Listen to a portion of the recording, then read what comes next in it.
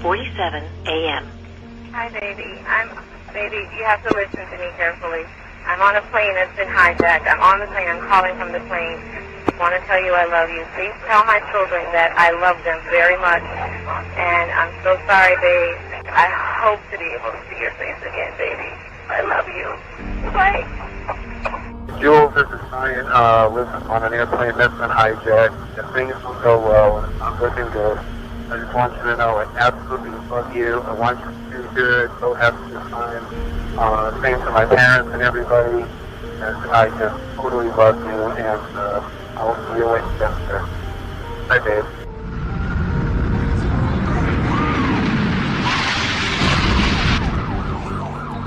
What are those people going to do?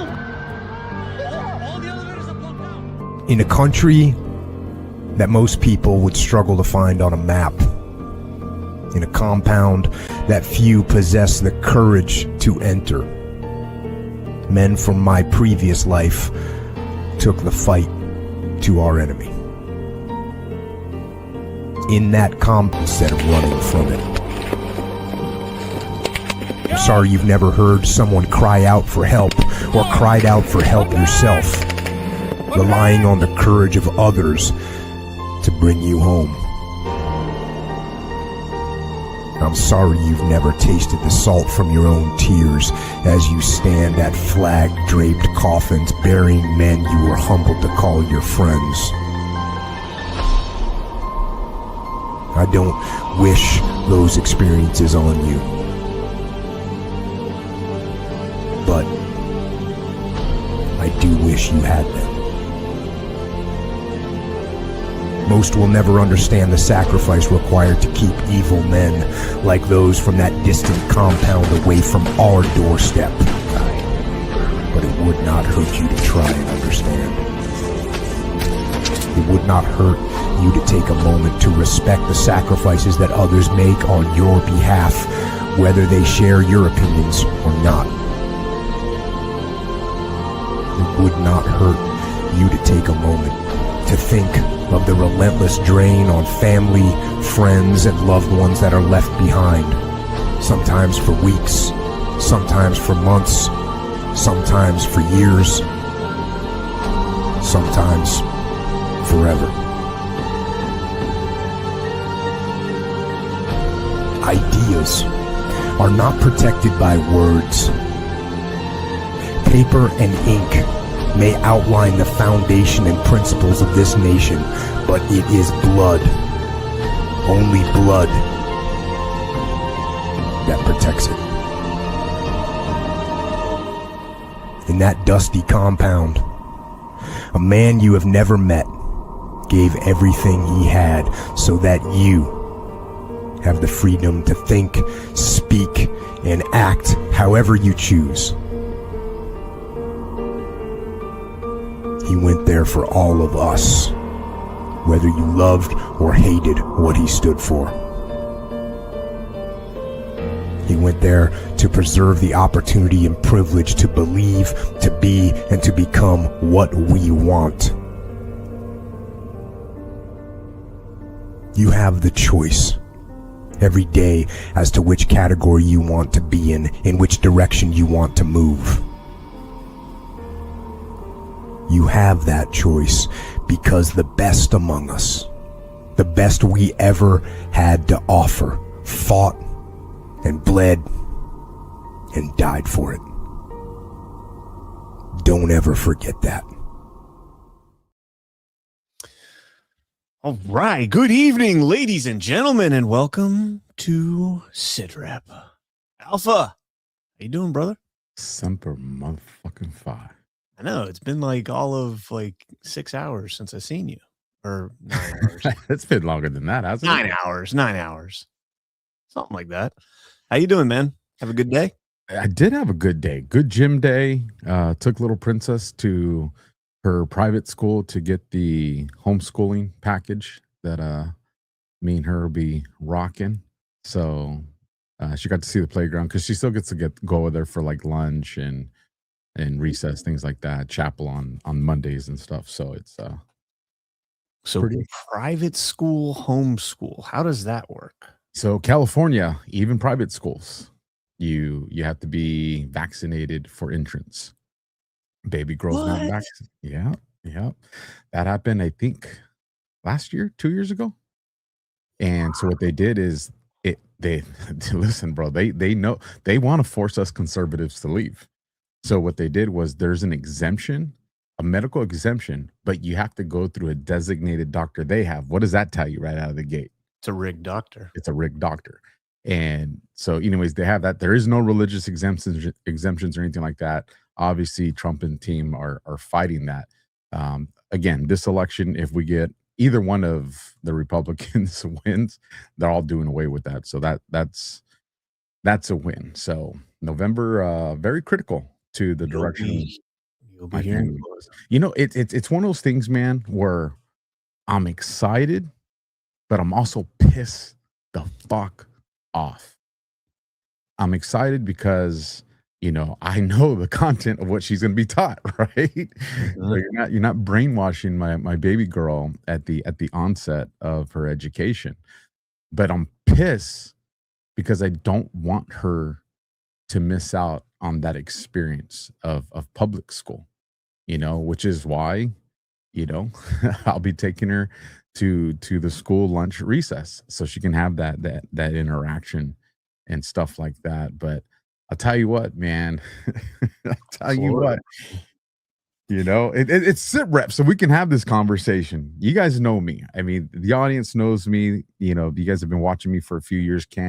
You know me? Like, I one thing I will give myself credit for is patience. Patience. I have that. But let me finally get to the point of conviction where I'm like, okay, you're not going to fix it. And then you see another side of me. Yeah. Florida, man. My cousin texted me the other day and he's like, hey, because he's up in Massachusetts. And he's like, hey, what do I need to transfer my guns down to Florida? Because, you know, is it like going to be like a long, hard process or, you know, whatever? And I'm like, bro, just put them in your car and bring them down here. Like, we don't give a shit. We don't have gun registrations down here. We don't have any of that shit. Just put them in your car and bring them down here. And he's like, all right, cool. I'll tell you what, man, some other states that were on the list, I've red line. Just seeing the way they're handling things, man. States that are supposed to be hardcore conservative and it's just so disappointing. So disappointing. Yeah, as Yasmin 19 points out, Packer football is back. Yes, I'm starting the NFL season off to a great start, missing my Packers preseason game this evening, but that is okay. It's just the preseason. It's preseason. I know. It's preseason. It's like foreplay without ever getting to the end of it. You know, it's like it's just not good. I mean, it's you get your hopes up and it feels good to be watching it, but at the end there's like nothing there. So yeah. Let's get into our sponsors and we'll get into the show. We got a lot. There was a story that just broke. Alpha and I were going to talk about already, and now we get to talk about it a little bit more. But before we do that, let's talk about our friends over at Pet Club. Science proves that a healthy immune system is the body's first defense against the smallest of ailments to the most catastrophic. Coriolus versicolor is the most sought-after, all-natural supplement for both humans and pets to help boost the immune system. There are over 400 studies worldwide on its effectiveness in humans, including Sloan Kettering Cancer Center, MD Anderson Cancer Center, and now from the University of Pennsylvania School of Veterinary Medicine. Together, we can help reverse this terrible tide now plaguing your loved ones and give them the immune-boosting supplements that they need. Badlandsmedia.tv/pet club. Still got the gay out of John at the end. Badlands.tv. Badlandsmedia.tv/pet club. Pet club. Kind of sounds like he's holding his nose too. Badlandsmedia.tv/pet club. Oh, please. Stop. All right, guys. No, but seriously, check them out. They're fantastic in their outfits. Pet Club's great, but that was super gay at the end, bro. Just all right. I can see it. All right, guys. You know another easy way to support Badlands is just by shopping. Yeah, before you buy anything online, take a quick look at the Badlands shop first and see if we've got a growing list. We've got a growing list of companies with everything from outdoor gear and health products to security, apparel, and a lot more. You can carry smart and live free with silent Faraday bags. It's a simple way to keep your privacy secure on your phone, your fobs, and your key devices. Make your backyard a little more awesome this summer with customizable heavy-duty fire pits from My Fireside. And if you need a little extra focus without reaching for another cup of coffee, get Flow Blend's premium nootropic pouches. They've got you covered. And yes, it is officially boomerang season. Grab yourself a custom Badlands boomerang from Wooden Boomerangs and have a little fun with it. You guys can help support businesses that support Badlands Media. Head over to badlandsmedia.tv/shop. You might find exactly what you're looking for. Again, that's badlandsmedia.tv/shop. Christmas is coming up, guys. If you're not going to badlandsmedia.tv/shop first, are you even really Badlanders? The Rumble's glitching like crazy. Is it? Yeah, it's bad, dude. It's not my internet. Someone said Brian's internet is well. No, it's not me. It's Rumble. Because watch, let me check YouTube. I bet YouTube's freaking fine. Yeah. Let's see. Let's go to YouTube. I can get to freaking there. Always, man. Rumble, get your shit together. Come on, Rumble. You want to be competitive. You want to be the spot, and then you can't get your shit together. All right, here we go. Let's see. It's definitely not my internet, Huck Fillery. I have fiber internet, and my internet is top notch. No, YouTube's running fine, dude. Yeah, YouTube's fine. It's Rumble. Yeah, it's all right. So just real quick, I want to cover this alpha. Tragedy, man. I know. I want to cover this because it's absolutely fantastic. Check this out. VA launches psilocybin trial for veterans with treatment-resistant depression. Let's go. Getting all natural. The randomized controlled trial will enroll veterans diagnosed with treatment-resistant major depressive disorder and with or without concurrent PTSD, and will compare outcomes between two psilocybin dosage levels. The study will also assess participants' level of depression before and after treatment, tolerability of side effects, and overall patient-reported depression. The trial will be conducted in 5 locations: Birmingham, Tuscaloosa, Portland, Oregon, Philadelphia, and Seattle. So basically all the stupid people on the West Coast get all the cool stuff. In addition to this trial, the VA is also involved in 20 active clinical trials focused on psychedelic therapies for mental health conditions. Let's go.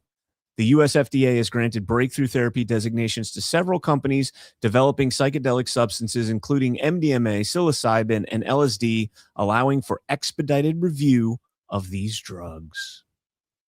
I'm stoked. Boone would have been stoked too, man. Yeah, Boone would have been loving this. He pushed for that hard, man. Yeah, he did. He would have been loving this, man. And I know a lot of people have negative reactions to the LSD because of MK Ultra and all the stuff that we went through with that. But you also got to remember that was weaponized. This is not supposed to be. It's not supposed to be weaponized. Who knows what they're actually going to do with it? But it is the VA, not the active Department of Defense or Department of War, whichever you want to call it. So I'm optimistic about this. You know what was missing from the list though, Alpha? Mary Jane. Cannabis. No cannabis on that list. Sons of bitches. All right. So before we get into a couple little news stories here that we want to talk about that we alluded to earlier. On Rumble, though, they're cracking on your internet, bro. Ain't my internet. I know it's not, but it still don't mean it ain't. It's still funny. Ain't my internet. They're like, what you running, a 56K modem? I'm running a 56 fiber modem, biatch.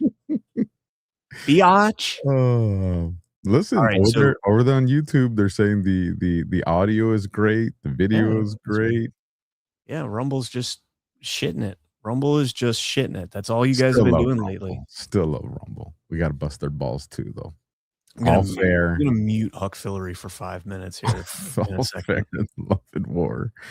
I'm gonna mute Huck Fillery. I've never done that before, and you know, if I don't get like 5 Huck bucks in the next 5 Huck minutes, I'm gonna Huck you out for 5 minutes. Isn't that extortion? Yeah, I'm totally kidding. Huck Fillery knows I'm kidding. Let's roll. Let's do it. Let's do it to everybody. All right, so a couple videos here before we get into some stuff. And Alpha, these two kind of hit me right in the gut, man. Here's to sleeping in the dirt and mud for weeks on end, to the aching in your spine from the inexorable weight strapped to your back, to the nerves that slowly died atop your shoulders and neck, to cigarettes, Copenhagen, and a strenuous reliance on caffeine, to good leaders and to bad ones, to rat-fucked MREs and field ramen, to throwing rocks, to unrelenting boredom, to the constant longing for even a minute of rest, to friendships that would last an eternity if given the chance, to proficiency in killing and the sadistic desire to live among the demons of war. Here's to the infantry.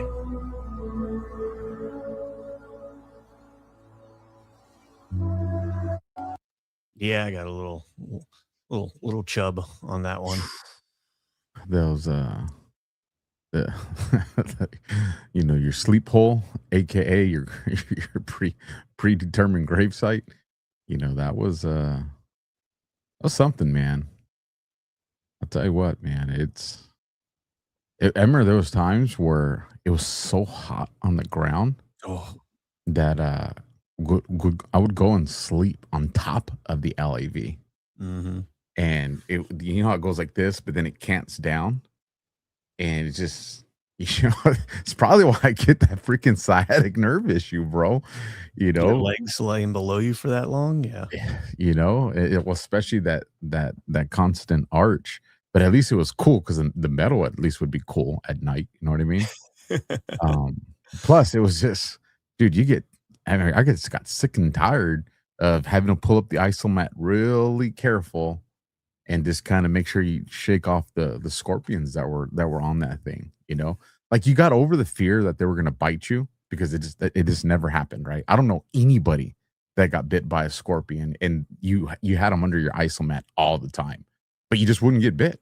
So I don't know if it was a survival thing for the scorpions or like, hey, yo, listen, homies, don't bite these dudes because then we're going to have issues, right? I don't know how that works in the where they can't get through our camis. No, they can't get through our camis. So yeah, with all the grime and shit. But you know, the timing of that video is quite perfect. I'll wait till you. We got some more. I'll let you go to. Well, here's another one. This one's similar. It's teaching you how to kill people. You learn how to kill people in a team, in the dark, in the desert, in the jungle, in the city, in the woods, in the mountains, in the sky, in the water. And then you get out and you go into the workforce. You got to hang out at Dave & Buster's with real people. You got to act like you're not thinking about killing people. And the hardest part is that you meet people and they need killing. You can't kill them. You got to wait till it's legally feasible to do so. And even then, because you waited, now it's premeditated. You still can't do it. You got to kill a motherfucker serendipitously. Like a meet cute, but a kill cute. You got to bump into a motherfucker coming out of a bank like, oh shit, my bad, dude. I'm sorry about that. Wait a minute, dude. Are you robbing this bank? That's crazy. I have a gun too. What's your sign? And then the doctors are like, so how's your sleep? Great. It's where I get all my killing done. Fucking love that one, dude. The last line, how's your sleep? Great. It's where I get all my killing done. What's your sign? Oh man. Oh, and then one more and we'll wrap it up there. And this is just I mean, anybody that's been in the Marine Corps has and been on post understands exactly what's going on here. Don't be fooled by the rocks that I got. I'm still Jenny from the block. Used to have a little, now I got a lot. I'm still Jenny from the block.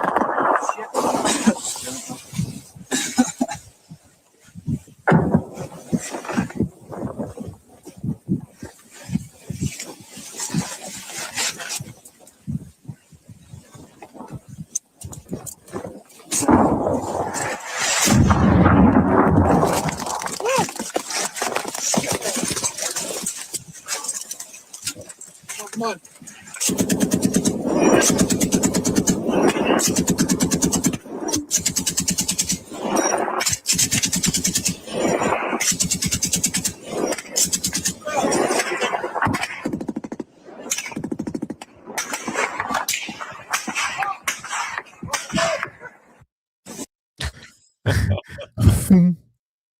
thum, thum.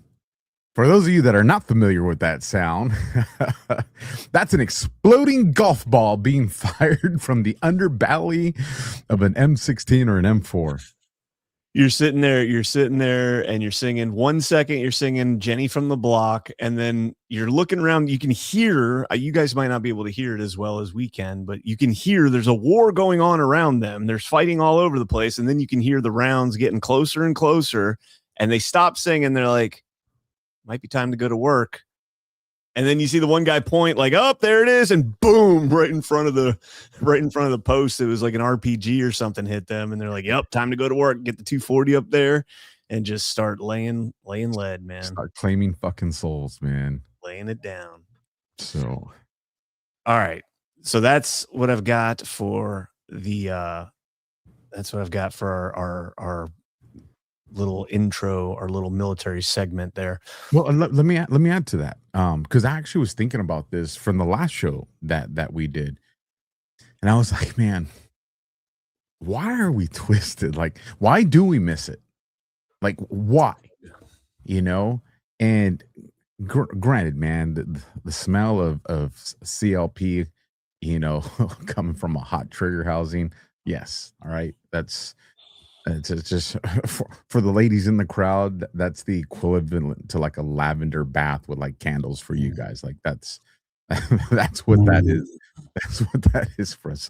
To talk to me dirty, right? I mean, there's that. But I said, no, let's break this down. Like in all seriousness, like why do we miss it so much?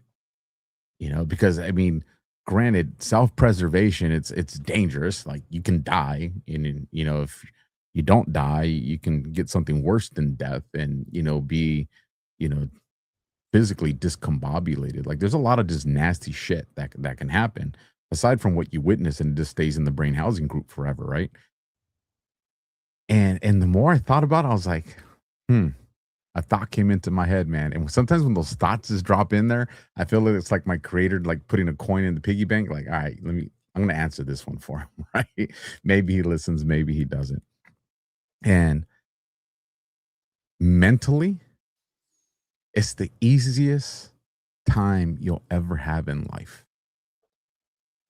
What I mean is, it's the most honest part of life you'll ever experience. Nobody's lying to you. Not your fellow Marine. Nobody's trying to impress anybody. Like, because everybody knows, like, we might fucking die here in 2 hours when we dismount, you know what I mean? Or traveling on one of these canal pathways. Everybody's just blunt and frank about shit. You're not worried about real friendships. Like, it's simple. Like, everything's simple. There's no car payment. There's no insurance payment. There's no doctor's appointments. There's no, you got to be here to pick so-and-so up at this time. You got to wake up at this time. You got to go to bed by this time. There is no rules. It is just live, kill, and try to stay alive. Just literally, I got to survive for tomorrow. Yeah, that's all it is. That's all it is. You're not thinking about next week. It's just, I just got to survive today for tomorrow. And then tomorrow, it's Groundhog's Day. Just rinse and repeat, you know? That's it. And it's just, and then you come back to the real world where, you know, are your friends real? Is your family legit? Is your husband legit? Is your wife legit? You know, your parents really proud of you? Are they not proud of you? You know, it's out there, man. And I think that's why we love each other so much, because we know that it's a real, legit friendship. That's why you can't break that shit, man. Yep. And it also, adrenaline is the greatest drug you will ever take in your life. I've never taken any drugs other than what they call a drug, cannabis. But I can promise you that it ain't going to be better than the adrenaline dump that you get in a firefight. Well, how many people get to face off with death? None. You know, prior to like, you know, some really bad illness, you know what I mean? But a fraction of a single digit of a percentage point. Yeah. A fraction of a single digit of a percentage point. And we got to dance with that with that POS routinely, bro. That's why I said, like, the other day, I was like, man, I would love to go back to war. I don't want to go to war as a country, but I would love to go back to war. I was looking at some old photos, and there was a bunch of mortars that were all tied with deck cord and shit like that. And dude, we were eating like less than 10 feet from it. You know, so they just it failed. Like their thing failed.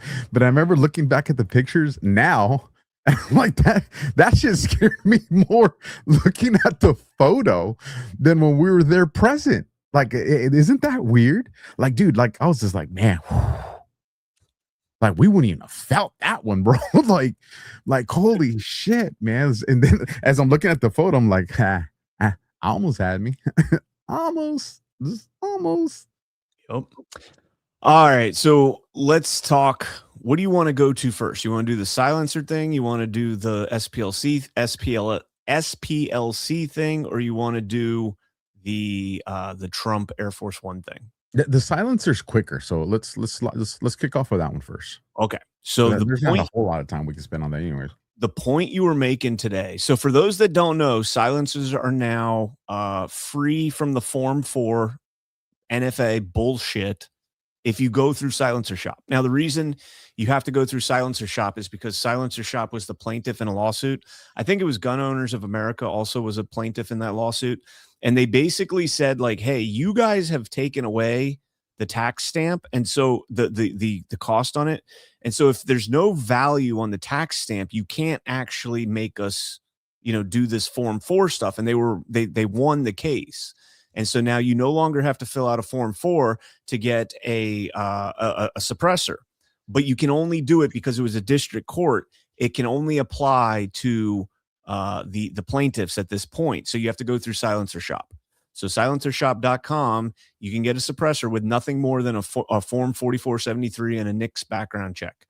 So I've got 2 in my basket right now. I'm probably going to buy them tomorrow. And I've got one for my AR coming, and I've got one for my FN 509. And Alpha this morning was like, why would you get one for your pistol? Why would you get one for your pistol? It's like, because I can, first and foremost. But Alpha, I saw the perfect video today to articulate the point you are trying to make by saying that. And this is a wife posting her husband's retirement ceremony from SBT 22. And watch this. You'll see these guys here. These guys have suppressors, and this is a demonstration that they're doing for an audience. But check this out.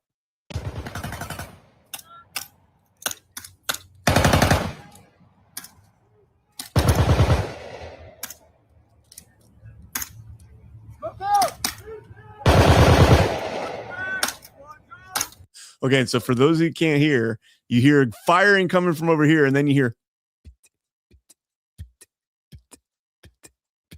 and that's these dudes firing suppressed ARs. But let's keep going, because you'll see what Alpha's talking about here in a second.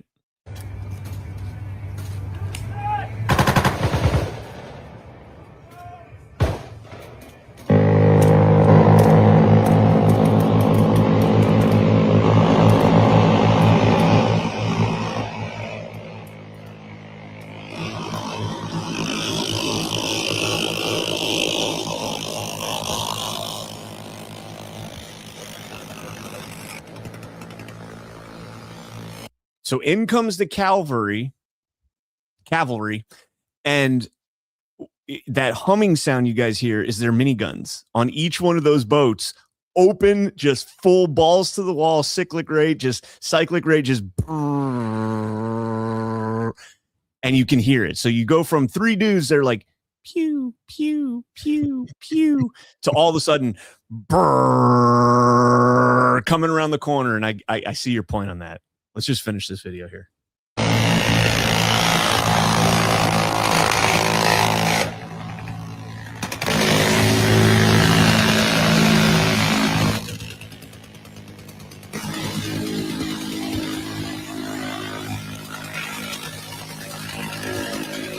They're still on it. They're still laying down that mini.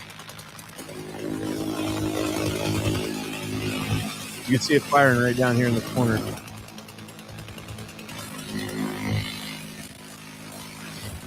All right. Can't get those pretty whites dirty there, boys. Don't splash on me. Don't splash on me, son.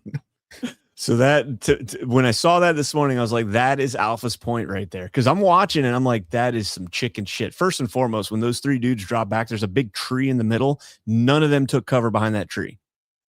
None of them took cover behind the tree. Demonstration. They want the people to see them. No, you want to look like you know what the fuck you're doing. No, because the people don't know. If you got some vets in the crowd like you or me, we're gonna be like, nice concealment, nice cover, bro. Right? You got a tree right there, but let me kneel right in the middle, wide open. You got a 30-inch tree in front of you, bro. Stronger than any freaking plate. You could have a guy on each side of that tree just do talking guns off the left and right side of the tree. But like I said, then you would lose sight, for the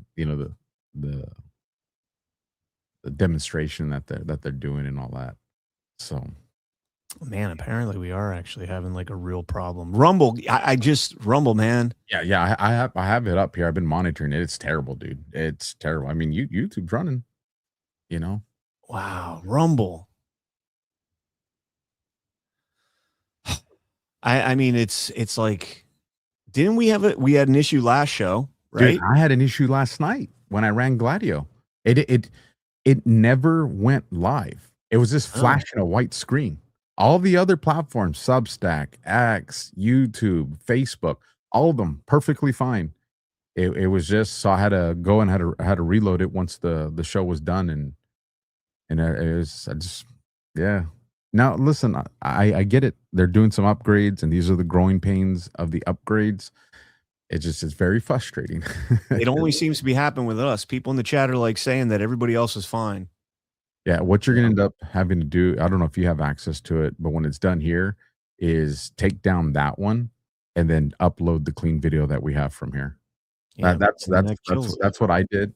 Yeah, it sucks, man, but at least the audience will get to see it, I had the same issue. But see, the thing is most people won't switch over to Rumble or excuse me, to YouTube. They'll just go watch something else. And so we lose our core audience here on Rumble because Rumble can't get their shit together. It happened to me on Saturday on my morning show. I went live and it never went live to Rumble. And so, that's my morning show. I got to do X amount of hours every single month. And I missed the entire day. That's one of 4 days that I'm guaranteed that I'm going to be streaming on. And I missed that entire day because Rumble's shit did not work. You got to get your shit fixed, bro. Just to respond to FL Jack, this is not my setup. Because like I said, it runs fine to every single platform. Yeah. It's a Rumble issue. Yeah. Okay, let's so where do you want to go to next? Actually, hold on. This might segue a little bit. All right. So the Hormuz letter put this out. Iran warns it's preparing for military operations on U.S. soil following a new military doctrine tasking the IRGC to attack enemy in its soil. I think they mean on its soil, not in its soil. You don't want to attack us in soil. On soil, sure, but not in it. Adding that Iran will, quote, take operations into enemy territory into the enemy's lands and carry out operations far from our own territory. The IRGC Senior Advisor General Mohammad Reza Naqvi says, I wonder if that was scripted by his Mossad handler. Whenever the conditions are favorable and the orders issued, we must be able to take the operation into enemy territory. And I responded, we just basically legalize suppressors without Form 4. So behind every blade of grass will be a fully suppressed 300 blackout, and you'll never hear us pewing. Let's go. I'm telling you, man, my position is still, unless I'm doing something covert or, becoming an assassin. Now I want you to hear my lead coming down range because that's the shit that makes you do this. You know what I mean? It's, for instance, granted in that video clip that we saw where the guys are doing the demonstration, we see what was like 3 or 4 of them, and you hear the right. But then when they go to mount onto the boats, there's like 13 of them, 14 of them, whatever it was, but it didn't sound like it. Now imagine if you had all them freaking M4s or whatever they're, running, just bro, enemy going to be like, all right, I'm going to stay behind this wall. Sorry, hold on one second. Yeah. Unless there's a need to be covert, I ain't trying to be covert. So you got to be covert sometimes, man. Well, that's what I'm saying. If there's a need to be covert, then 100%, hands down, but then, you're completely silenced. Your carabiners are taped up, all your metals taped up. You don't got no noise. My biggest thing is a lot of people that own guns and have, home defense weapons and stuff have never fired a gun in a closed area without ear protection on. Seriously. Like that's enough you won't hear anything. Your ears just go brrr. That's all you hear for like another 2 or 3 days. But you get that. Well, here's the thing. You have the adrenaline pump, right? So as long as you've in your mind trained, right? That's a good thing too. How many people like you, and I would advise doing this without a firearm, right? But make your house completely dark, like the power shut off. Can you navigate your house without bumping into shit? Like start there. You know what I mean? My family thought I was weird when we first moved into this one.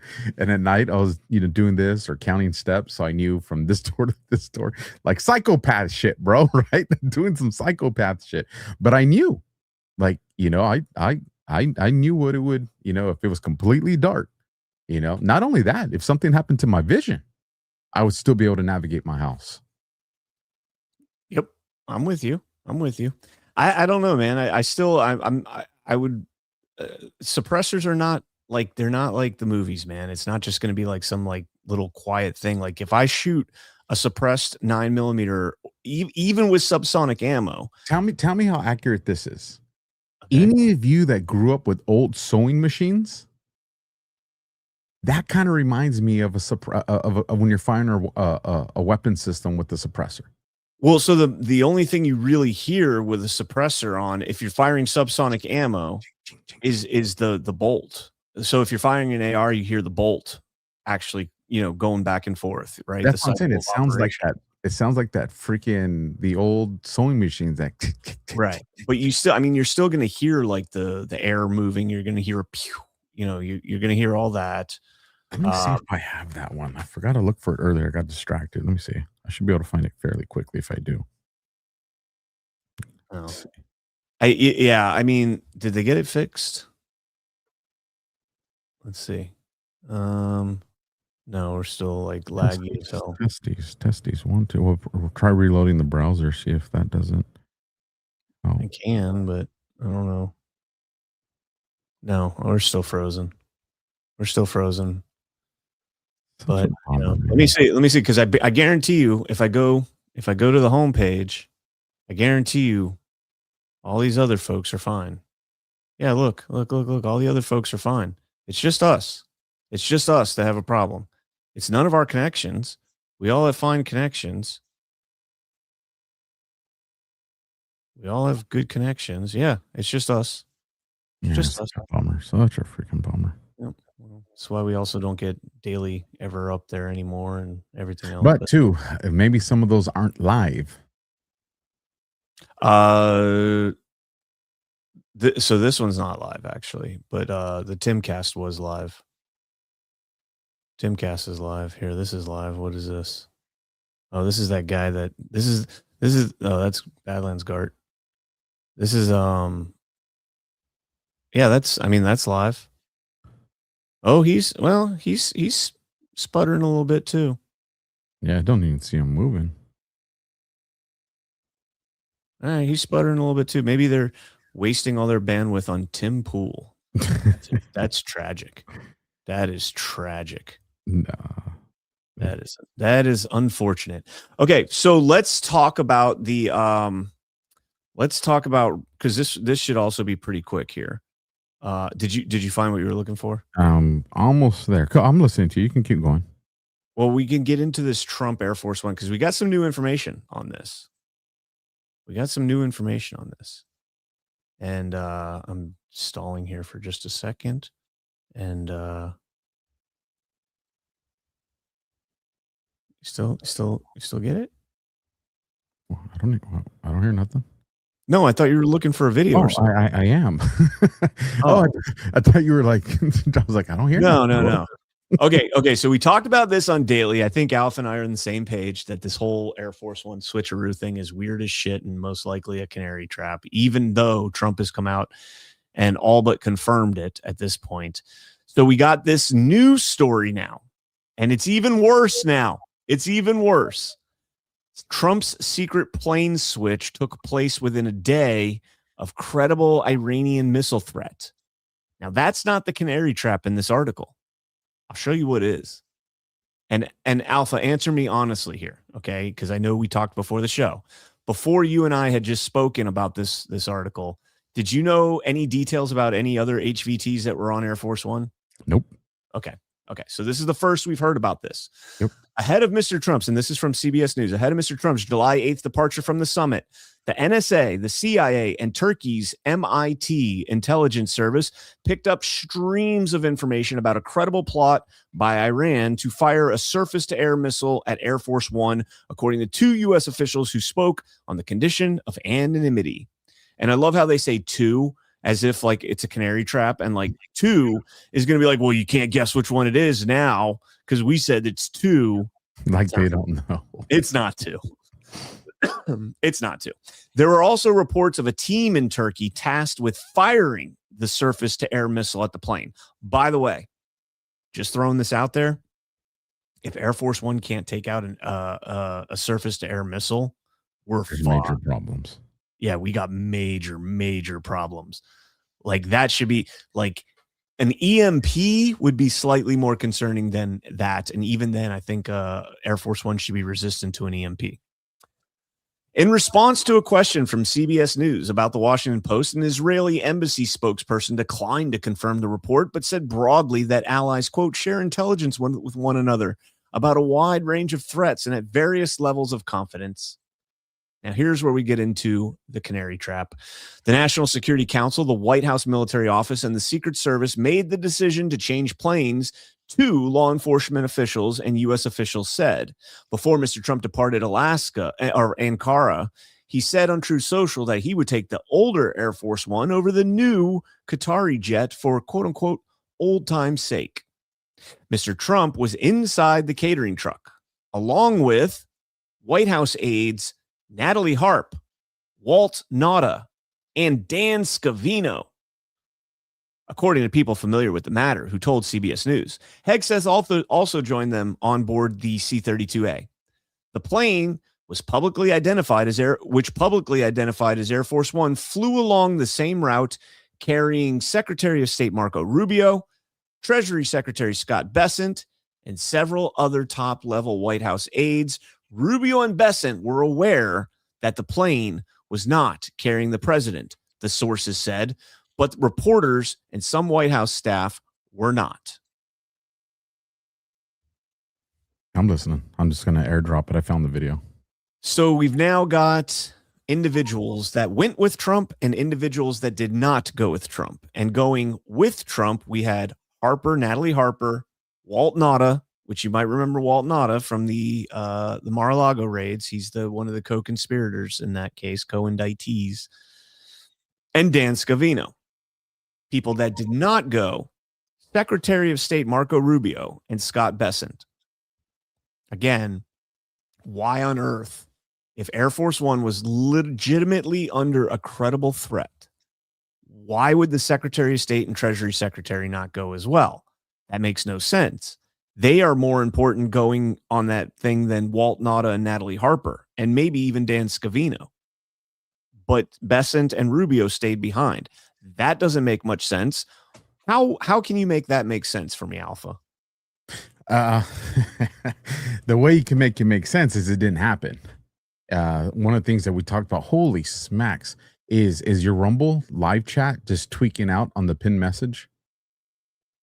I don't know. I can't see it. I Oh, undid it. okay, because it is on mine. But anyways, what you're seeing there is it's a leak operation. Yes. And Team A got a set of information, Team B got a set of information, Team C got information, and they all had very distinct specifics, so you knew exactly where it came from. Exactly. And so some people got, who went with President Trump? Well, Natalie Harper, Walt Nauta, and Dan Scavino. And others got, maybe Walt Nauta, Stephen Miller, and Marco Rubio. And others got from them Scott Bessent, Dan Scavino, and Natalie Harper. Like, everybody got different information. And when whatever leaks out to the press, whatever's reported by CBS News, no matter how many people they say they got the information from, they know who it came from. Even if it didn't come from that person directly, that person told somebody who told somebody. And this is all, again, this is an operation that a handful of people knew about. If you weren't the president or one of the people that was the HVT that was moved into the catering truck into the C-32A, nobody else knew about that. A handful of people, and that was it. And that was it. I would bet you dollars to donuts the guy driving the catering truck didn't even know it. Bet? I think you would agree with that, right? I would agree with that completely. Yeah. Because I'm pretty sure the catering company's been vetted, but nonetheless, you can't risk that. Dude still has a handheld radio. Dude still has a cell phone. He's working. I wouldn't even be surprised if the vehicles, like the fueling vehicles and the catering vehicles, are taken over by Secret Service or have a Secret Service person with them. Probably. I never got on that side of it to see how that broke down, but that part wouldn't surprise me. That would absolutely make sense. I mean, at least somebody riding shotgun, maybe even like actually being commandeered by the Secret Service. But yeah, again, this is fantastic. Now, the only question I'm wondering, and again, this is like in an unprecedented Department of War where they're bringing generals from across the globe back to the United States to sit down and have a PT meeting about physical readiness and all that stuff. Total and complete bullshit, right? Nobody actually thinks that's what that meeting was about. But now all of a sudden we've got the Kendall story, the Secretary of the Air Force. We've got the Costanza guy.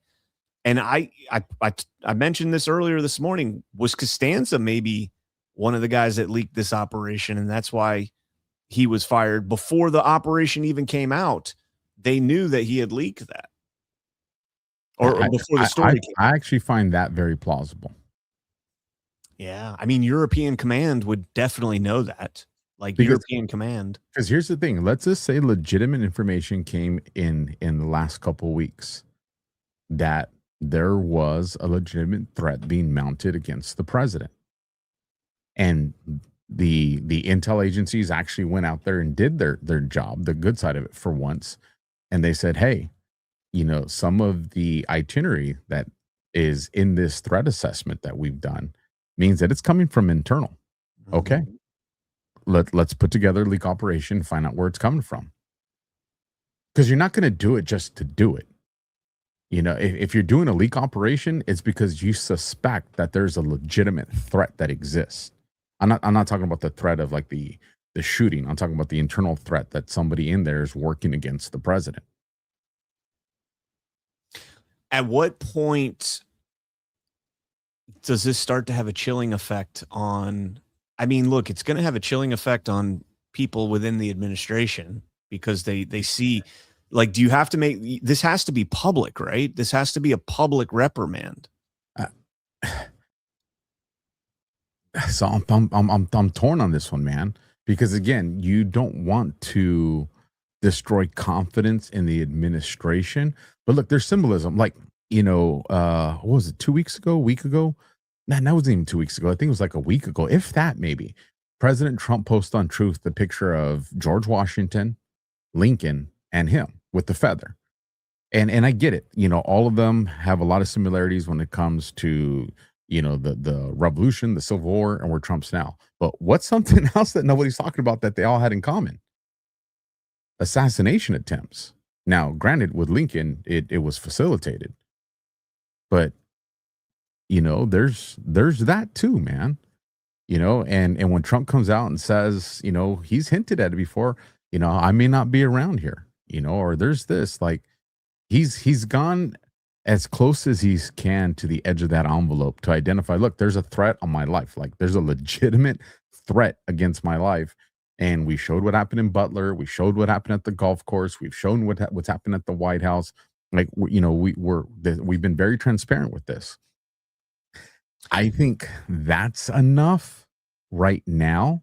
Now, once you get into the part of mass arrest, and then you can come out and say, hey, these people were a part of that operation that happened months ago or happened last year. Well, then the fear factor is not there for the general public because the people responsible for it are now in custody. But if you come out and say that this is there and it's an open threat and nobody's been apprehended for it yet, we have people that are, they've been questioned or detained, like, that uncertainty it'll create panic. I think first throwing Kendall under the bus, Frank Kendall, the former Secretary of the Air Force, big move right there, especially considering that they told us it was because of the Air Force One operation. If the Costanza dismissal was because of this, they know why it was. We don't know why it was, but they know. Like, anybody that's in that circle understands. And I'm not saying that that's why he was dismissed, but they understand why he was dismissed. Like, people that are in the know in that kind of general sphere. Now, that is how you would do that, in my opinion. You wouldn't make it public because you don't want to, you don't want to tip off everybody like, oh, this guy's a tyrant. Look at him. He's trapping his own military, right? But you have to, because if he's willing to dime you out on something like that, what else are they willing to dime you out on, right? This is a thing that you have to do to build trust within an institution that no longer has any trust. And I'm not saying that the military doesn't have trust, but I'm saying within his inner circle, the people closest around him, that's how you build trust, is by putting these things out there and seeing who bites. And good people aren't going to bite. But when you dime out and you're like, hey, Costanza was 2 months away from retiring or from leaving that post and moving on, and they dismiss him. Look, you and I have been in the military. That doesn't happen. Like, 2 months before, you'll let the guy ride out. You'll be like, bro, you're going to get not worth the paperwork or the headache or the court. Exactly. It's not worth all the headache you're going to go through to dismiss that guy. So this was for a reason, and it was a message. And so, maybe he was, maybe he wasn't. I'm not going to say one way or the other, but this thing is totally a fucking trap. And I'm here for it, man. I'm here for it. There was something else. Oh, you know what else I wanted to bring up with you? You said Lincoln and Washington. What do they both have in common? Now, Trump doesn't have this in common yet, but Lincoln and Washington. Now, granted, Washington wasn't a president when he did it, but they're the only two Americans that waged war against their fellow countrymen. Now, granted, Washington wasn't president when he did it. He was a general, but they're the only ones that waged war against their own countrymen. And I know Washington was fighting the Brits, but there were a lot of Americans that joined the Brits in that fight. So I have that video. So funny enough, bro. Let me hit pause real quick. Pause. Make sure volume's there. I got it.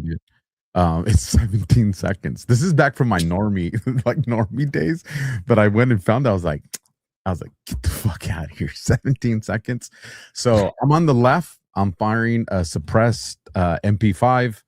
My partner's on the right. He's firing an unsuppressed M4.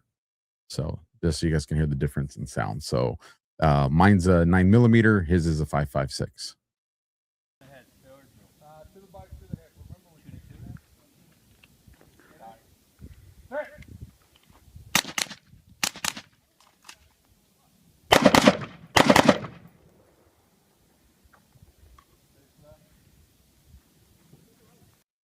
Yeah, I'm going suppressed all the way, bro. I hear that fucking suppressor. I hear that suppressor. It's I'm like, disappointing, bro. No. It's disappointing, but I hear that suppressor. I'm like, this motherfucker's like James Bond up in this shit. This guy's Ricky Tikki Recon. This motherfucker has been in some fights. He knows what's up. I'm the suppressed gun is going to intimidate me more than the guy that comes in like pow pow pow pow pow pow pow. I'm gonna be worried about the guy that's like pew, pew, pew. I'll tell you what, it was firing that thing on full auto with the suppressor it's a good time. It's a good time. It sucks to clean. That's a weapon that if anybody asked me what was the one weapon system I hate cleaning the most, it was the MP5. Really? Why? It's just nasty, bro. Is this Nasty. including military time? Oh, I never fired it in the military. No. But are you including things you fired and cleaned in the military? Yeah, completely. Really? Yeah, I'll clean a 240 Golf before I clean the freaking MP5. Did you ever clean a 50 cal? I did not.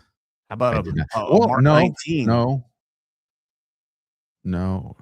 Oh, bro. No, I helped. I did help with the 50 cal with the suck. 50 cal and all that. Because then you have to do headspace and timing after you're done cleaning it. Nah, I'm not doing that part. That was in my weapon system. No, man. And the thing is, too, is taking the suppressor off the MP5. Oh, you do the quick release now. You just slide on, twist, and it's in place. Well, we didn't have that. That was over 10 years ago, man. Now you had we pull out the rubber. We had a rubber tube from the bike tires. We use that. I love shooting it. It's hella fun to have that bad boy in a stack and do an entry. But when it came time to cleaning, man, nope. You want to know what was the coolest shit that I ever did in a stack? What? Pistol and a shield. Really? Like, yeah. Well, it has the cutout. So you have it here, you have the window here, you have the light control here, and in your hand, you're like that. That was pretty bitching, dude. That was pretty bitching. I'm trying to think if like those things were heavy back then, bro. So I had to get I had to start getting pumping some iron because let me tell you, man. Yeah, especially you get into like the warehouses and shit. Like, I mean, the only thing I ever got to run like stacks with was either full blown M16s or M4s. So I don't have any cool takes on that. I'll take the M4 all day over an M16. Hell yeah. Fixed stock M16s were annoying as shit. But the M4 with the collapsible stock, you bring it in and out. You could be tight in for CQB and extend it out for like your long range. Yeah. Blowback on I don't know if you're asking about the MP5. I mean, you saw very, very little to nothing with that suppressor on. Even on full auto, you get a little bit, but nothing. I would minimize it to nothing. Like even on full auto, like you can have a pretty small shot group if you have proper stance and you're holding it. Even on full auto, you can have a pretty small shot group. Yeah. All right, you ready to get into the SPLC filing, the indictment, the unsealed indictment? Let's do it. All right. By the way, Messi 1981, audio sucks, unsubscribing. It is not an airport. You do not need to announce your departure. So long. It's a Rumble problem, not us, but that's okay. We'll see you later. And by later, I mean you'll be back.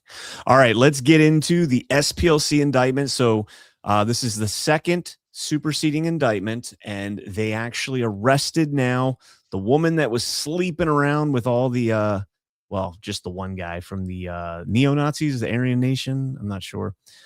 We are going to run out of time on this, so we're not going to read the whole thing, but let's see. I had it pulled up where I wanted to start reading from. I think, hold on, it's the next section right here. Yeah, the SPLC's paid network of extremists. Starting in the 80s, Alpha, starting in the 1980s. 1980s, 46 fucking years ago. the SPLC began operating a covert network of individuals who were either associated with violent extremist organizations or who had infiltrated such organizations at the SPLC's direction. These individuals were referred to by some high-level employees within the SPLC as their field sources or their Fs. Upon entering an agreement with an F, the SPLC assigned an F unique number. This is sounding pretty intelligence right here. Intel. The SPLC assigned these numbers in chronological order. The SPLC then paid the Fs with donor money. When you guys donate to the, well, not that anybody listening here donated to the SPLC, but I wonder how many people, when they donated to the SPLC, knew that they were donating to people that were giving money to the same organizations the SPLC is allegedly there to fight against. Wild, right? It's I'd be crazy. pissed. I'd be pissed, bro. Operations on America. They do it with our taxes, so. Exactly. Most of it's our tax grant money and all that. Between at least 2007 through in or about 2023, the SPLC secretly funneled at least $4.1 million in tax-exempt donor funds through a series of bank accounts supposedly belonging to businesses not associated with the SPLC. The purpose of these accounts was to secretly pay the Fs, remember the Fs are the intel assets, who were either leading or affiliated with multiple violent extremist organizations. Fs used the tax-free donor money secretly funneled to them by the SPLC to, among other things, attend extremist group rallies across the country, host extremist group rallies across the country, host them. You're not going in and infiltrating anymore. You are creating when you host one. Grow existing chapters of extremist groups, create new chapters of extremist groups, recruit new individuals to extremist groups, make donations to extremist groups, purchase materials for cross burnings, purchase materials to make the Ku Klux Klan robes and hoods, create racist paraphernalia that extremist groups sold at rallies, publish extremist literature used in the recruiting of more members, and to pay everyday living expenses, which allowed the Fs to focus on their extremist groups rather than seeking other employment. So you paid these motherfuckers to be racist rather than have to have a normal job and then go and be racist. Can't make this shit up, bro. This is so fucking bad for the SPLC. They're done, bro. The SPLC knew that the F's donors used donors' money. I don't know how it hasn't been shut down already.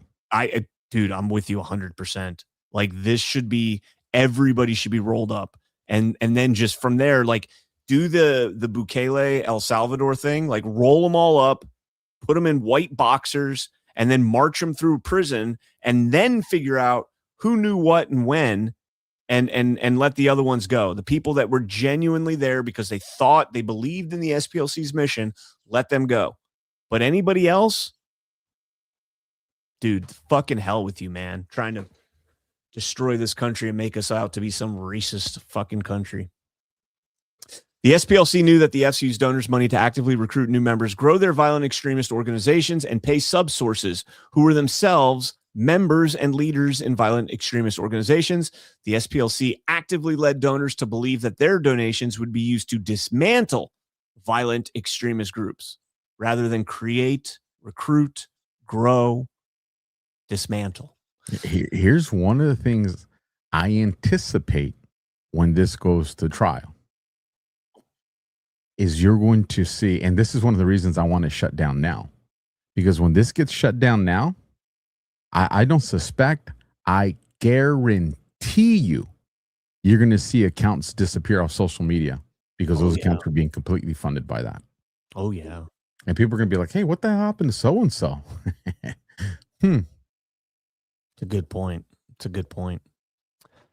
The SPLC actively led donors to believe their donations would be used to dismantle the violent extremist groups. The SPLC, however, hid from donors the fact that a portion of their donated funds was being secretly used by the Fs to fund their extremist groups' violent, racist, and extremist activities.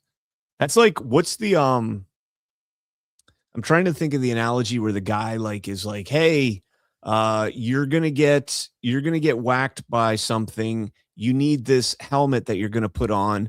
So I'll sell it to you for $5. And then you turn around and you're the one whacking them on the head. And like, as they walk through, and then they come back and they're like, hey, I really need that helmet. And they're like, here you go, $5. And then you come back and it's them whacking you, you know, like that's what it is. It's like, hey, we got to stop this dismantling. We got to stop these racist organizations. And then they're the ones that are paying the racist organizations. The SPLC's reported revenue on their IRS 990s that increased from $38 million in 2010 to $129 million in 2023, an increase of approximately $90 million or 233%. During the same period, SPLC's net assets grew from $238 million in 2010 to $786 million in 2023, or 230%. To secretly funnel, so the SPLC's fictitious entities, to secretly funnel donors' money to the F's employees at the SPLC, including a person who would become the SPLC's CFO, Chief Financial Officer, Heidi Barrick, and others, opened and or modified a series of bank accounts at Bank 1 and Bank 2 in the name of various fictitious entities, including the following: the Center Investigative Agency, aka the CIA. Bro, when you told me that part, I was like, geez. How about this? Fox Photography. I'm sure that's just Fox, like Fox News. Northwest Technology, Northwest Tech. Sounds like a school, doesn't it? Northwest Technologies. Tech Writers Group, or Tech Writers, sounds like, are you seeing what they're doing here with these names? Like if they call it Tech Writers instead of Tech Writers Group, sounds like somebody with some authoritative opinions there. Tech Writers. The Rare Books Warehouse, Imagery Inc., and J&J Electronics, Kelly's Marine, and Turner Personnel. These fictitious entities were shell companies that were never incorporated, had no bona fide employees, and conducted no legitimate business. Straight out of the fucking CIA playbook right there. Well, I mean, let's call it what it is, right? The Center Investigative Agency, CIA. At all times relevant to this second superseding indictment, Bank 1 and Bank 2 were insured by the FDIC. That's a Badlands Book Club joke right there. We call the FDIC the FDIC. Okay, donors' funds secretly paid to Fs. Without disclosing material information to donors about the SPLC's use of a portion of their donations, the SPLC secretly used donors' money to fund F's extremist activities during the period alleged in this second superseding indictment. Examples of this included, but were not limited to, the following. The SPLC secretly paid an F9 more than $1.2 million in donor money.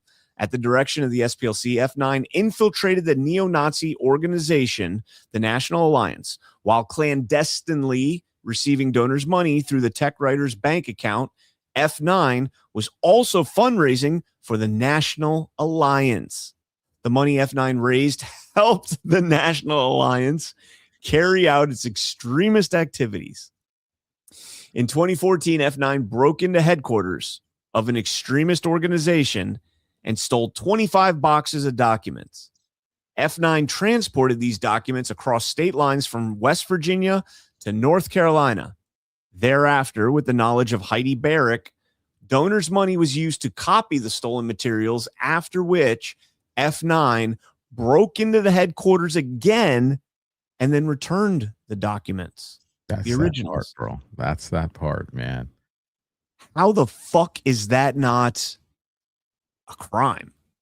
Well, it is. I mean, it is a crime. It's it's B&E, but again, it's far beyond that. This is abuse under the color of authority, because I guarantee you can show that this is all because they were actually agents of the government while they were doing Yes.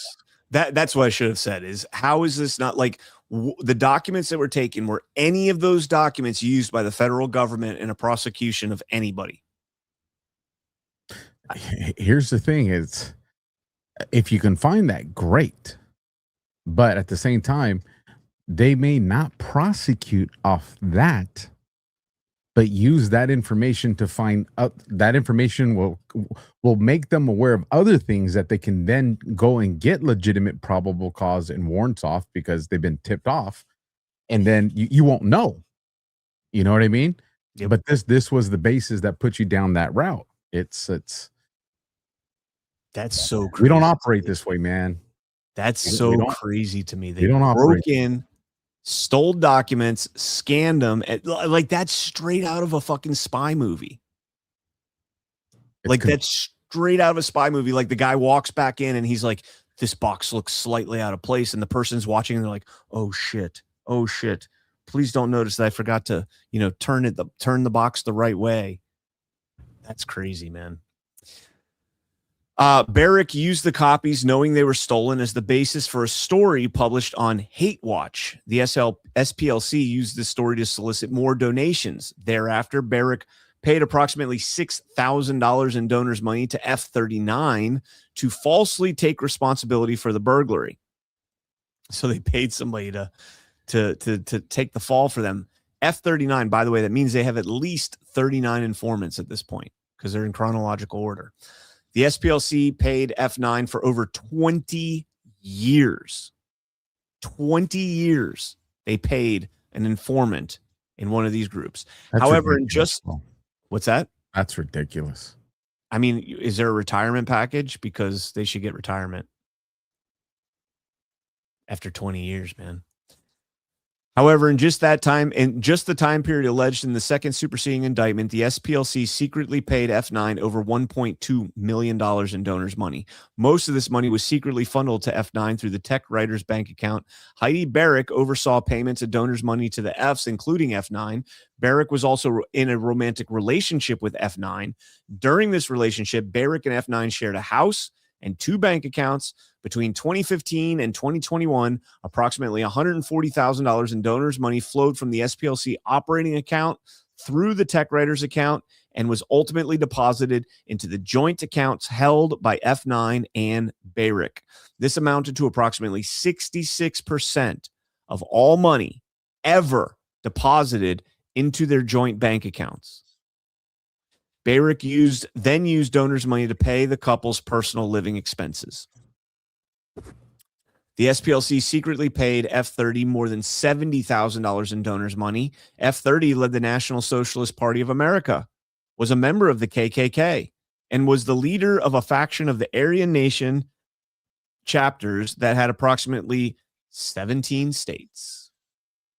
In approximately 2010, out of money and seeking to get out of the white nationalist movement, F-30 reached out to the SPLC. That's where you go. You're like, I want to get out. And you go to the people that are supposed to be tracking you, right?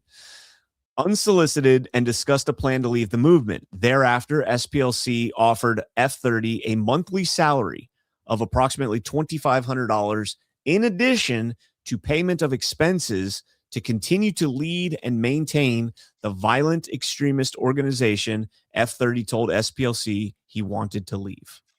I got to interrupt because this comment's too good to pass up. Beer Metals in the Rumble chat says, I saw that woman. He earned every penny.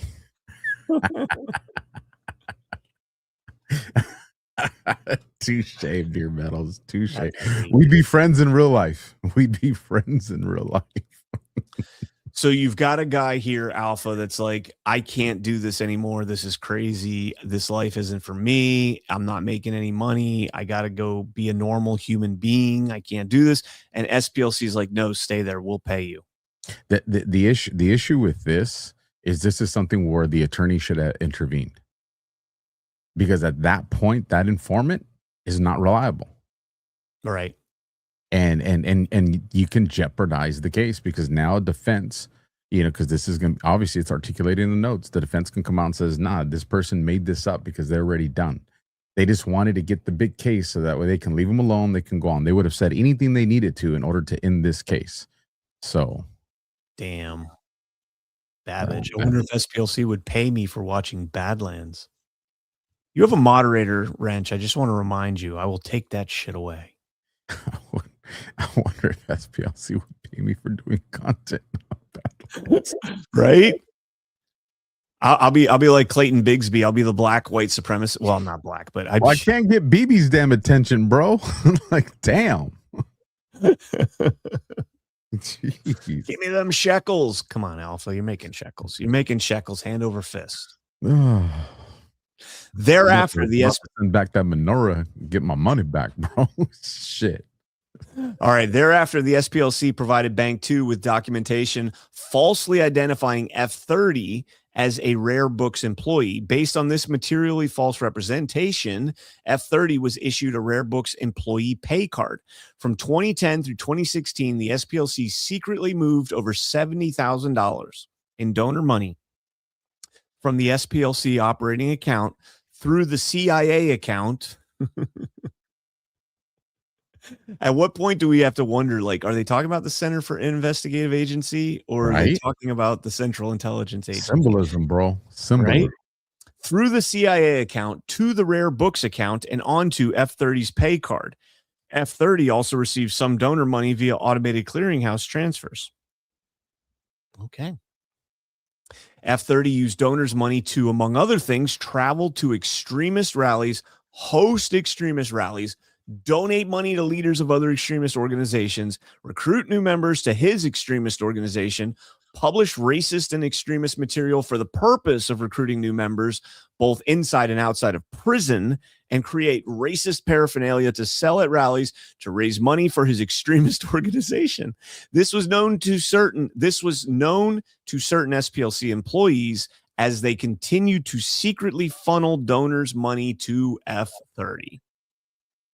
During the same period, the SPLC was secretly using donors' money to fund F30's extremist activities. The SPLC had an extremist file webpage dedicated to F30. The SPLC used this quote-unquote extremist file webpage to solicit more public donations.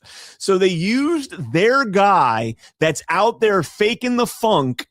They used that guy to garner more donations from people.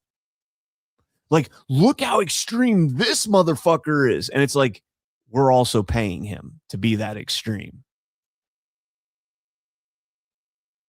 That's crazy, man. At one point, F30 asked the SPLC to soften the language about him on his extremist file webpage so that it would not scare off new members from joining his extremist organization.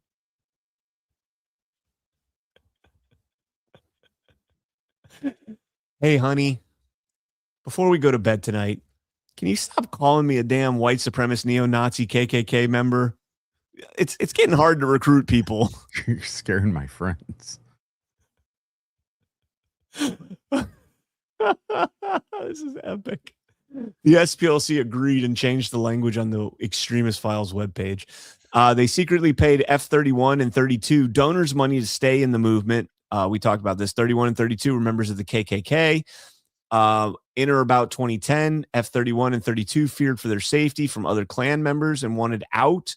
F32 had seen media coverage of how SPLC helped an individual leave an extremist organization and how the SPLC paid for the individual's tattoo removals.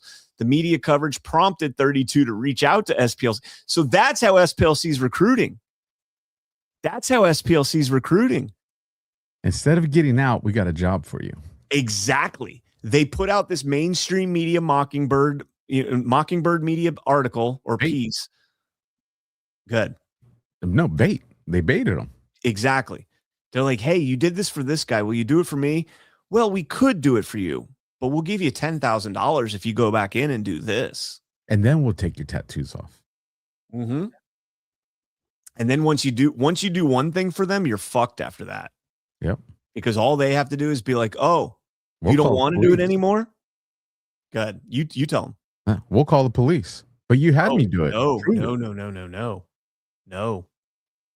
Alpha, I'm going to have to make you full screen for this. Once they get one of these people to do something like this, right? They don't threaten them with the police. No, I'm saying if they wanted to walk, you could threaten them with the police. They're never going to go to the police, but these guys are retarded, so you could threaten them with that. They get them to do one thing. Hey, we'll give you $10,000 to do this, and then we'll get your tattoos removed.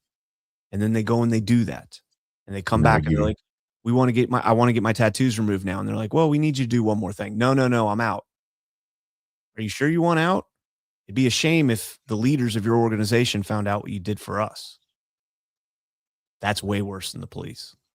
It is. I mean, there's different approaches. You could do that. You can say, well, listen, we paid you 10 on the last one. Hold on. I'll be right back. Oh yeah, no problem. That's my take. And I get to give my take because Alpha's off right now. But that's my take is once you do one thing for them, you're their bitch. You're their bitch. There's no coming back from that. All right. SPLC invited 31 and 32 to Montgomery, Alabama for a meeting there. Despite their request for helping get out of the movement, the SPLC encouraged 31 and 32 to stay in the movement and offered to pay them $1,200 monthly salary as well as to pay expenses as incurred. Once they were financially backed by the SPLC to do so, 31 and 32 agreed to remain in the movement. Thereafter, SPLC provided Bank 2 with documentation falsely identifying 32 as a Rare Books employee. Based on this material of false representation, 32 was issued a Rare Books employee card. SPLC told 31 and 32 that if anyone asked where the money came from, they were to say they worked for Rare Books and that their job was to help college students research and write essays. The SPLC told them that this was for their own safety. Neither 31 nor 32 ever researched or wrote any essays for any students, college or otherwise. Although the SPLC claimed 31 and 32 needed to be paid as Rare Books employees for their safety, donors' money paid to them from the SPLC operating account through the CIA account, through the Rare Books account, and onto the pay card resulted in 31 and 32 being put in the type of dangerous situation that 32 thought SPLC helped to get away from in the first place. That is nuts. So the other thing that, didn't click on me with this all coming out like this now, let me hold that thought. Let me hold that thought until Alpha gets back because I want to bounce that off of him. All right, so reading on, F-32 also participated in recruiting new members using donors' money. In addition, the SPLC knew that 32 used donors' money to purchase material used by the KKK to make KKK garments for others. 31 and 32 were reimbursed by the SPLC with donor money for all expenses, blah, blah, blah. The SPLC was secretly paid F-42 more than $155,000. I think you guys get the point from that point. We're starting to run out of time here, so I'll land this. We're on page 11, and it keeps getting more and more interesting there. So let's while Alpha's getting back here, because I do want to ping that idea off of him because he lived this as law enforcement. I just know it from not personal experience, but from movies and thoughts and everything else. To me, it would be more intimidating. What I was just saying right there, it's more intimidating to tell your people that this is what's going to happen to you. But the biggest thing is acknowledging all the organizations. So telling people like Rare Books, like CIA, Center for Investigative Agency, telling them all the people in these organizations, and these are some shitty ass organizations, right? The people that are in those organizations, they know that so-and-so works for this company called Tech Writers Group or the Rare Books store, whatever. And so now when they see this indictment and they see F-32 worked at Rare Books and was making $1,200 a week, or he, writing college essays, the organization is going to know that this person is the rat. This person is the guy ratting out here. And so let's go ahead and hit soft disclosure, and then we'll see if Alpha's back by then. Otherwise, we'll start to wrap up. Soft Disclosure deodorant is made with purity-tested ingredients like organic arrowroot powder, magnesium hydroxide, and nourishing plant oils. This deodorant keeps you fresh without covering up the truth. Activated charcoal works like a magnet to help draw out impurities, while green matcha tea brings antioxidant power to protect and calm skin. Aluminum-free, stain-free, and formulated to last up to 2 months of daily use. Whole bus fresh, no stank on me. Soft Disclosure got me clean. Fresh so It helps fight odor without blocking the body's natural sweat. And every purchase helps support 6 American small businesses. Buy 2 deodorants, get a free lip balm. Or visit softdisclosure.com and use promo code FRESH for 15% off. What are you doing?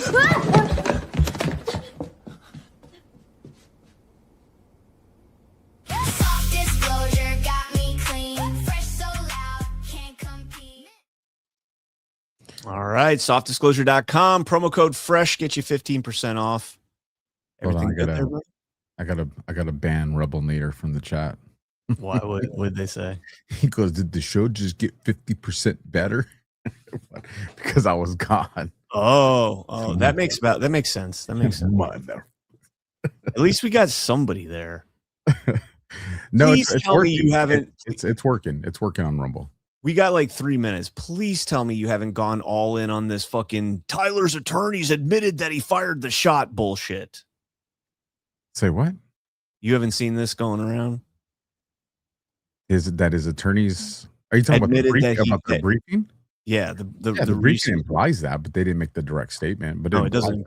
It doesn't imply that. Does. It doesn't imply that. Yes, it does. It's an arguendo, bro. It's an arguendo. No, it's not. Yes, it is. It's No, an argument.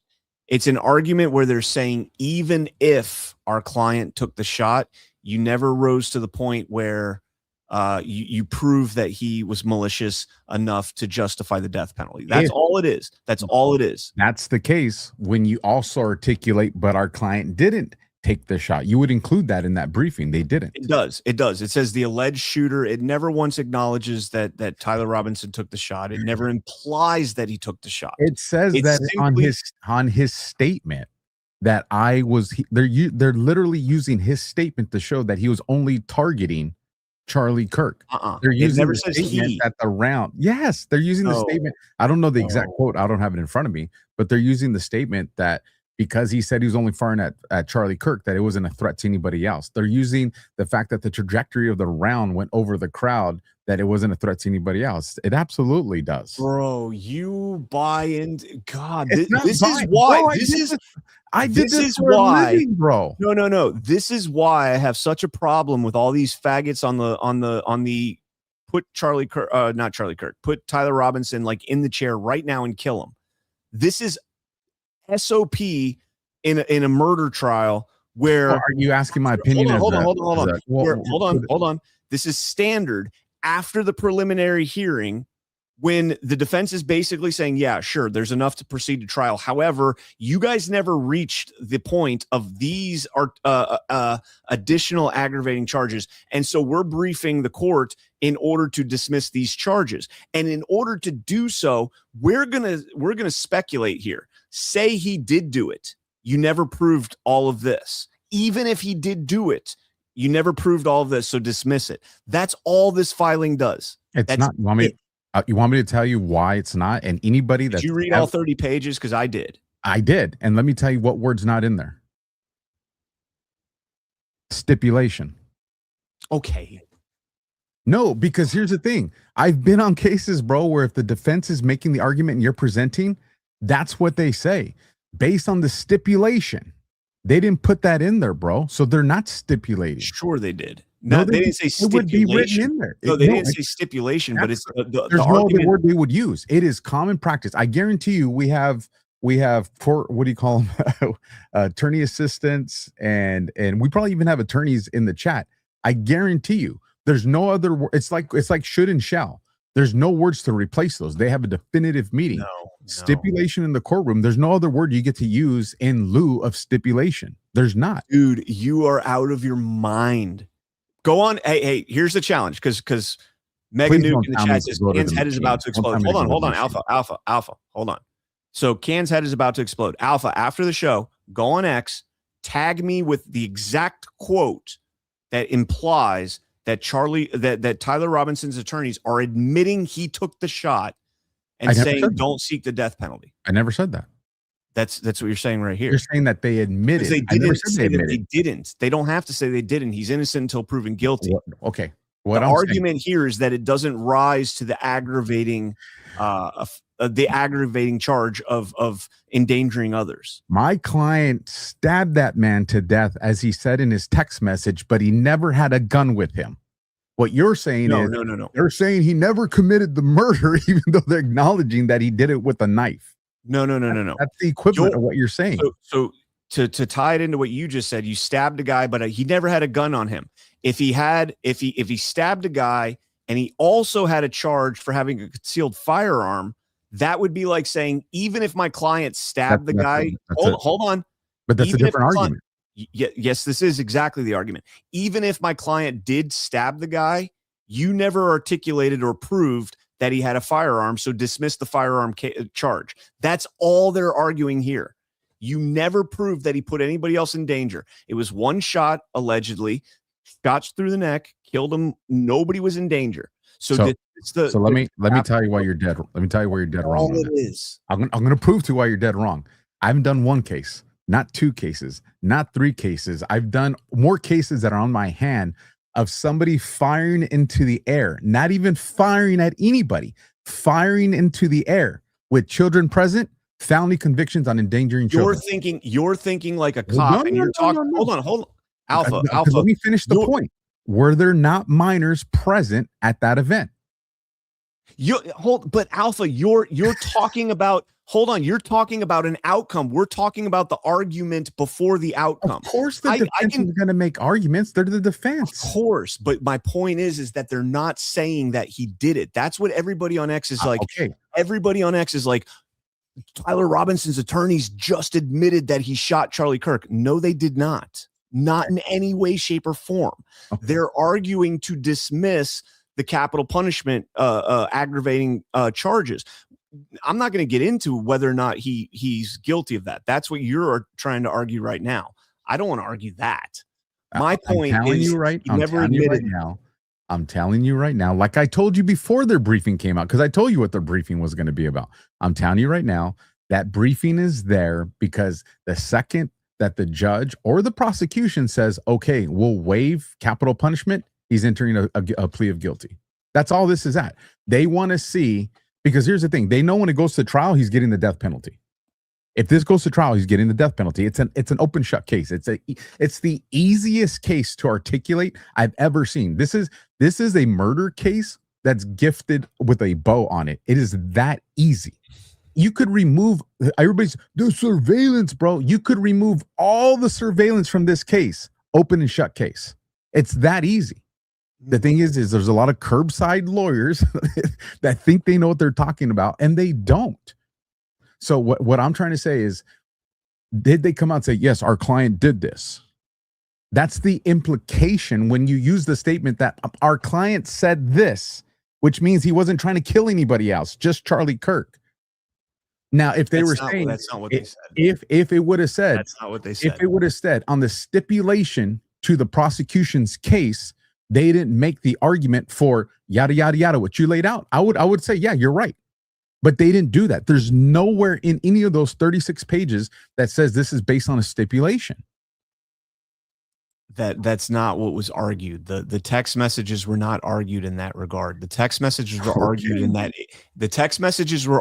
that it's facetious hearsay chat between him and Lance Twiggs, and that it does not implicate him in any type of a shooting. Hold on. The point of the whole thing, and I think we agree on this. It's just we're on opposite sides of the spectrum. Well, we're not on opposite sides. You're on one side. I'm in the middle. I don't care. The guy might be guilty, and if he's found guilty, I'll be like, fucking hang him. But yeah, here's my civilian opinion. Right, my civilian hat on. Fuck yeah, I know the guy did it. Give him the chair, give him the shot, put him in front of a firing squad. I don't know they did it. You're absolutely crazy for thinking that. Crazy. Let me ask you this. How much more evidence do you want with DNA, the weapon system, his text message, his parents? The dude turned himself in. He turned himself in because otherwise he faced an FBI SWAT raid at 2:00 in the morning where he was going to turn up Jack Rubied from fucking Well, Lee Harvey Oswald and from So Jack you're Ruby. saying that this FBI is corrupt? Absolutely. Well, facets of it, and Yeah. also it wouldn't have been okay. So I said Cash Patel had his hands on this from the very beginning. It So probably if would you have been believe Utah Cash State Patel's, if you believe Cash Patel's corrupt, then I'll take your argument there. Dude, if something ever happened with a public figure and my face is put out there as this is the suspect, fuck yeah, I'm turning myself in. What's wrong with you? Bro, are you kidding me? You're not going to try to prove your innocence? No, I turned myself in and prove my innocence. From behind a cell. Fuck yeah. What am I going to sit in my house and wait till they come and kick the door in with guns down my face? And then they'll be like, oh, well, we knew that he keeps a gun next to his studio. So when we came in, we were fucking guns hot. They shot me in my chair. You roll around, so you don't have a shirt, and someone breaks down your door. You're here. Of course, he turned himself in once he saw his mug shot going. Let me ask not mug shot, but his mug going worldwide. Let me ask you this: going off the historical record of popular homicide cases, how many people turned themselves in that didn't do it? Whoa. Going off of, like I said, you're putting me on the spot right there. That's very unfair to do that. Well, no, because the answer's simple. It's zero. How many have been? Well, I mean, O.J. Simpson. That's O.J. Simpson. There's one, and that's off the top of my head with a O.J. Simpson didn't turn himself in, but he didn't turn himself in. He pretty much did. I mean, he was going like 20 miles an hour. He was going 20 miles an hour down the freeway. Surrendering and turning yourself in. Yeah, surrendering from a pursuit is not turning yourself in. So I'm not giving you the OJ one. However, the OJ case is pretty interesting too. But he didn't turn himself in. And here's the thing: he was trying to get away. So an innocent guy, because ultimately he turned out. Yeah, he was trying to get away doing 20 miles an hour down the freeway in a Bronco on television. It didn't start out at 20 miles an hour. The point being is there's zero cases of popular. I'm talking popular cases because there's no way I've researched every homicide case out there. But on all the popular homicide cases out there, zero cases of a person turning themselves in where they didn't do it. Lee Harvey Oswald turned himself in. He didn't turn himself in. He got caught. No, Lee Harvey Oswald turned himself in. No, he got caught. If you're surrounded and you surrender, that's not turning yourself in. That's choosing to live instead of die. So again, this is a situation where if you're innocent, you turn yourself in, you go clear your name. I'm talking about, what this guy did. Hey, made the phone call. We're coming in to turn myself in, doing all that stuff. I'm talking about that. I'm not talking about we found you. We got your house surrounded. You're like, I give up. So I turned myself in. That ain't turning yourself in. I don't know. All right. Makanon says it's no audio issues. This is what happens when gravity stops for 7 seconds. There you go. That's perfect explanation. But that was yesterday, wasn't it? I think so. I was so disappointed in that. I was hoping that would float away. I was hoping to float away. Bro, people were like, you believe it? I'm like, if that happens, like the world gets destroyed. Right? Yeah, our whole world falls apart if gravity stops. We're done. Lee Walden, attention on deck, Master Chief, ready for inspection, multitasking football and SITREP on the big screen. I got the Patriots, boys. Enjoy next season of the Bull Ring. Enjoy the new season of the Bull Ring. Let's go. Semper Paratus Lee. Good to see you, brother. Flying Storm. Hey, CannCon, don't have John Harold email. Can you let him know? Don't have John Harold email. Can you let him know? I put attention to his name, Gart Ahern Hotel, 15 Revolution books for the moderators by Eric Metaxas. Ash didn't want to be responsible for it. What? I don't get that. Yeah, I think he wanted us to have them as a guest, and I think that's probably where the books are coming from. That's pretty cool. Okay. I don't know that Eric Metaxas would fit in very well with. Isn't he Salem Media? I'm pretty sure Eric Metaxas. He's either Salem Media or PragerU. Both of them are funded by the Israelis. Oh my god. Oh, dude, Salem Media, 100%. 100%. Oh man. I'm not saying that's a bad thing. I just don't think that they'd fit in with us. Alpha, they'd fit in great with Alpha. Like, you want to go on the Alpha Warrior show? You're great. But they're going to get like 3 seconds of ghosts, and they're going to be like, yo, I'm out of here. 7,000 shekels. George Emmy, can you fix the audio? No, we can't. I'm sorry. There's Rumble issues tonight. It's not us. Sorry about that. J Law Bronco, audio clipping Lime Green Bay. Lime Green Bay. Did I say that? Did I say something stupid like that? I don't know. Eleanor 2000, thank you, fellas, for all you've done. This week, I learned Brad Pitt's new movie, Heart of the Beast, portrays my command sergeant major's stepson and his dog, Cody. Ooh, No way. That's super cool. that's badass. I had a dog named Cody when I got out of the Marine That's a Corps. good dog name, man. Cody's my best friend, man. I love Cody so much. Yeah. didn't It's play a good this boy because- name. I'm not dissing anybody that's named their child Cody. Like that's a cool kid name too. I'm just saying for a dog, that's a cool dog name. Oh, my dog Cody was the best, man. I got a video. I can't find it anywhere. I got to find it. When I came home from the Marine Corps after 7 months, and I go outside and he sees me for the first time and he just went fucking ape shit. And I can't find it. What happened? Petty 429 said George Floyd kind of turned himself in. You guys are fucking savages, man. Oh. Flying Storm, I thought it was a great idea for Gart. John could maybe get sponsors by contacting him, explain book by video, maybe 15 minutes. I too am trying to help save America. I got you, say Flying Storm. We appreciate it. I don't know. It's so difficult, like dealing in the financial spaces of this. Everybody hates everybody and everybody's got beef with everybody. That's one of the things I've learned about this space. Huck Fillery, what's your name? Also, has anybody asked young AI Zach if that guy in the SD ad is hurting him? Still looks creepy to me. I see that. I see every time I see G Money. Now they got the. I'm not even gonna say because it's so bad. It's just stuck in my head now. Stuck in my head. Admiral Chester Minutz. Chester my nuts, but Chester, I'm trying to say it like Chester Nimitz. Doesn't matter what you did. If there's a warrant for your arrest, they are coming for you either way. Turn yourself in with your lawyer. Agreed. 100% I agreed. That was always under Trump's administration. Yeah. Under Biden's administration, not a fucking chance. I mean, Tyler Robinson was under Trump's administration. Well, that's what I'm saying. I would listen. I'll always tell people on the side of what's gonna, have a more probable survival rate. I'm not saying that that's the way I would have handled it. Hell no, I'm gonna prove my innocence. All right. So are you going to post on X and tag me in it where the lawyers admit that he shot Charlie Kirk? I never said that they admitted that he shot Charlie Kirk. Okay. I said by using the statement that he was only trying to kill Charlie Kirk and no one else. That's the the implication there is that he did it. There's no stipulation noted in that statement. The only thing on the record right now is I had the chance to take Charlie Kirk out and I took it. That's the only thing on the record. Yes. No cross-examination, nothing. Okay. Again, nothing else is on the record. But what is also the one making the argument that he wasn't trying to kill also on the else. record is that Charlie Kirk and Lance Twiggs never talked, or Tyler Robinson and Charlie Kirk.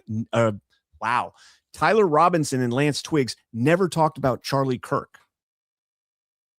That's on the record. Lance Twiggs' own words. No, we never talked about Charlie Kirk. Okay. So now all of a sudden he's weaponized to go take him out, and they're discussing. I had the chance to take him out, and I took it. Lance Twiggs is saying that he never talked to him about Charlie Kirk. That doesn't mean that Tyler Robinson's never talked about Charlie Kirk. That was the question. You're getting in semantics, and again, this is why we need a cross-examination. This is why his Sixth Amendment rights were violated in that process. Bullshit. Tyler Robinson can't. Oh, come on. He can only testify to his conversations with Tyler Robinson. He can't come. His Sixth Amendment rights were shit on with that. Admitting that he did. Why do you think that he got partial immunity? Exactly. Yeah, exactly. You can't introduce somebody being a test. Do you know what the Sixth Amendment is? You have the right to face your accuser. If Lance Twiggs is going to make accusations that Tyler Robinson shot Charlie Kirk, and that's going to be admitted. Yes, he is. That's his testimony.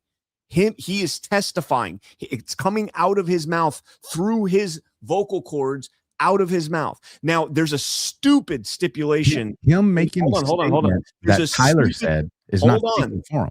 Hold on, because you're wrong here. You're wrong here. It's a technicality on Utah law.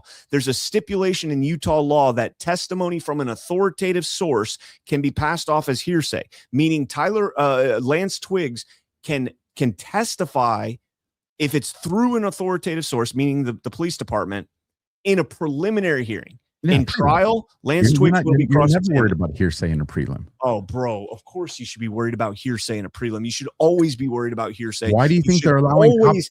You should always have your Sixth Amendment right to face your accused. There is no worry of hearsay in prelim. Why do you think they're letting cops testify to what other cops said? You're never going to get that in a trial. You should be able to cross-examine people always. A trial. In a preliminary hearing. If the defense chooses to the certain scope, but remember, you're only proving probable cause. You're not proving the case. Used to. He was excluded from being subpoenaed. The whole point of allowing hearsay in a prelim is to expedite the process. If not, it would be just as long as the trial. Yeah, it should be. It should be. He should have every right. He should have every right under the Sixth Amendment to face his accuser, period. Doesn't matter when it is. If it's in a court of law, he should have the right. He is talking about a statement that was made to him. That's not accusing him. This is the statement that was made to him. He didn't talk about it. He played the statement that was made to him. Well, the entire thing was I have played. a problem with that. He never took the stand. It was just played because it's hearsay on the video. It is hearsay. Exactly. Because it's a video. Hearsay is permitted in Utah in preliminary hearings, and that's bullshit. Guess who's going to have to take the stand in the trial? Yeah, but a trial, you might not have had to go to the trial if you took the stand and you're like, hold on. I mean, I don't know what the question is off the top of my head, but cross-examining Lance Twiggs in that situation could have discredited him. That's the only thing that was damning in my opinion, that was the only thing that was very damning for Tyler Robinson. Not the DNA. No. His gun was recovered there. So what? You're shitting me right now. Bro, there's so much DNA discrepancy in that Where? issue. Name one. Oh my God! Don't tell me you're one of those people saying Lance Twiggs' DNA on the right. No. That was stupid. The fact that the DNA was totally inconclusive. It's not inconclusive. Oh, it was inconclusive. You need to go back and watch it again, bro. I did watch it. I streamed the whole entire thing. You need to watch it again. I streamed the whole entire thing. When she was like, oh, well, only the sequences match up. I don't know the specifics, but anyways, we got to get out of here. All right, stay tuned. You got Badlands Story Hours probably already started, probably already through the intro, so we're going to get out of here in a hurry. Thank you guys all so much for tuning in. Susie Q says, I'm from Utah. I believe Tyler was set up. Good for you, Susie, because I'm with you. Tyler was set up, I think. But y'all going to see Candace Owens get destroyed tomorrow, and I'm going to laugh. Oh, I don't fucking care about Candace Owens. You guys have the same storyline. I will not argue with you on that. You have the same argument she does. Just remember that. Well, couldn't care less what Candace Owens says. So, all right, we're out of here. See you guys later.